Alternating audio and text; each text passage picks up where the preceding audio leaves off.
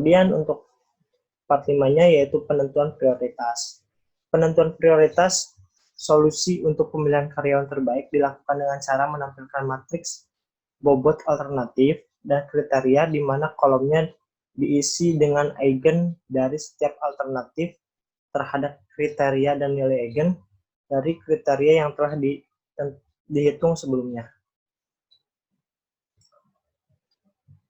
Nah, di sini ada Leni, Juliansah, Novi Natalia, dan nilai-nilai ini diambil dari yang tadi, hasil-hasil tadi, dipindahkan ke tabel ini.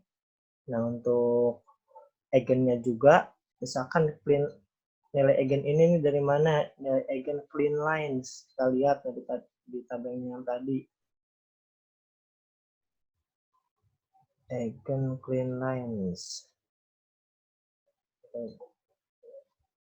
2, 3. Nah, di sini ada nilai eigen clean lines.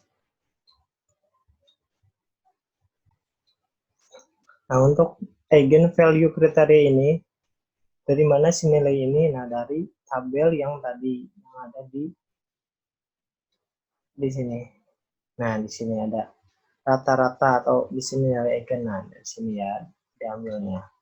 Dipindahkan ke tabel yang tadi untuk menentukan prioritas tersebut.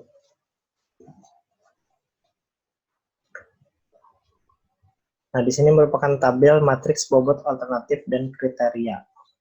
Kemudian masuk ke berikutnya. Setelah matriks bobot alternatif dan kriteria diisi, maka langkah berikutnya yaitu menghitung total skor untuk prioritas solusi dari alternatif, mengalihkan matriks nilai eigen dan alternatif nilai eigen dari kriteria, kemudian totalkan setiap barisnya.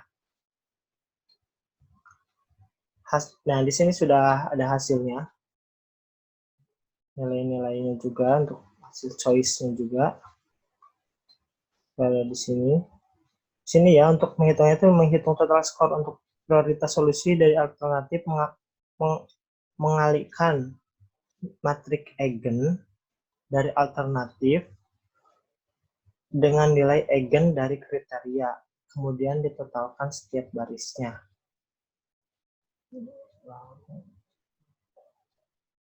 Nah, ini untuk totalnya itu ada di sini, total dari ini ya. Misalkan ini ada 0,15 tambah 0,02 tambah 0,04 tambah 0,27, jadinya 0,53. Ini 2, 1, 3, 10, 12, 16, 2, 3, kemudian ada di sini 13, 15, 19, jadi 23. Di sini jadi hasil.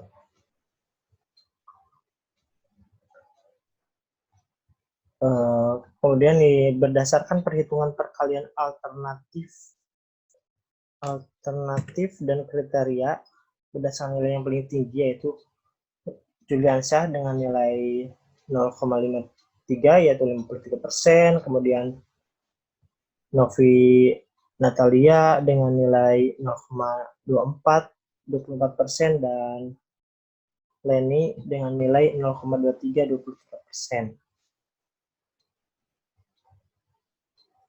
Nah, kemudian masuk ke konsistensi logis. Pengukuran konsistensi untuk melihat apakah hasil perbandingan yang diisikan sesuai dan valid dalam dunia nyata. Nilai konsistensi rasio harus kurang dari 10% untuk matriks dengan ukuran 6x6 dan kurang dari 5% untuk ukuran matriks 3x3. Jadi nilai-nilai yang tadi kita masukkan lagi ke sini. Nilai yang tadi. Kemudian di sini juga ada summary-nya.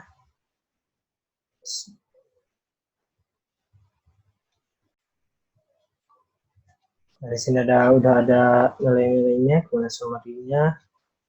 Nah, di sini ada konsistensi index atau CI sama dengan sigma max min n per n kurang 1.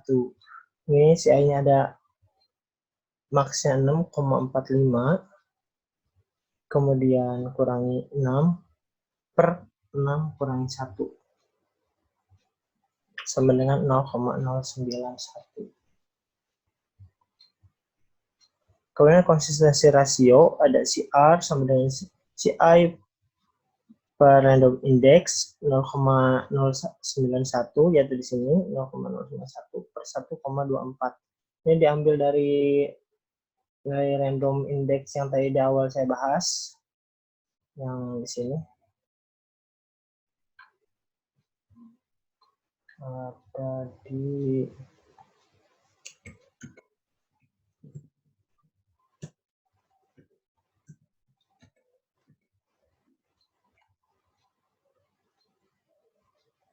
konsistensi, maaf. Nah, di sini. Ya, di sini nilainya 1,24. Kemudian langsung ke ini di RI-nya itu 1,24, diambil dari yang tabel yang tadi. Kemudian dihasilkan 0,073. CR kurang dari 10% acceptable. Kemudian ini yaitu pengukuran konsistensi alternatif terhadap kriteria clean lines. Yaitu clean lines dulu, ini nilai-nilai dari clean lines masukkan ke sini dulu, kemudian di total, dengan cari summary-nya, dan totalnya 9,12. Maksimalnya 3,04. Maksimalnya. Makanya tinggal dimasukin ke rumusnya 3,04 kurangi 3 per 3 kurangi 1. Maka hasilnya 0,019. Tinggal hitung nih CR-nya. Di sini hasilnya 0,033. Di sini CR-nya kurang dari 5% acceptable. Dan lihat, kita langsung lihat hasilnya saja. Untuk CI dari hospitality 0,002, kemudian untuk CR-nya juga 0,003, kurang dari 5% acceptable. Ini untuk akurasi, CI-nya 0,02, maka CR-nya didapat nilai 0,03, kurang dari 5%, jadi acceptable. Dan ini untuk maintenance, dia dapat CI-nya 0,027, maka CR-nya itu didapat 0,046, kurang dari 5% acceptable. Dan ini untuk produk quality, CI-nya dapat 0,019, maka CR-nya sama dengan 0,033, dan CR-nya otomatis kurang dari 5% acceptable. Ini untuk yang terakhir, yaitu kriteria yang terakhir, yaitu speed, dia CI-nya 0,002 dan CR-nya sama dengan 0,003. CR kurang dari 15% acceptable.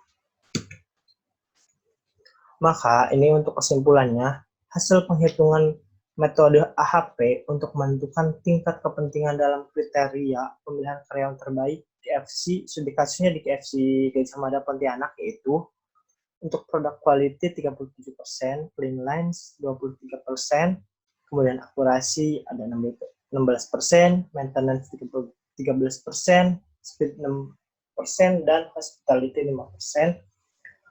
Dan kemudian berdasarkan perhitungan alternatif karyawan yang direkomendasikan sebagai karyawan terbaik adalah Julian Syah, karena memiliki nilai paling tinggi yaitu 0,53%. Diurutkan kedua adalah Novi Natalia dengan nilai 0,24%. Yang terakhir adalah ini dengan nilai 23%. Gitu. Nah, ini goalnya sudah dapat untuk pemilihan karyawan terbaiknya, yaitu untuk yang pertama Juliansyah, yang kedua sini ada Novi, dan yang ketiga ada Leni. Berikut pemaparan tentang sistem pendukung keputusan pemilihan karyawan terbaik dengan metode analytical hierarchy proses. Mudah-mudahan ini dapat membantu, dapat memberikan informasi tentang metode ini. Terima kasih sudah menonton. Assalamualaikum warahmatullahi wabarakatuh.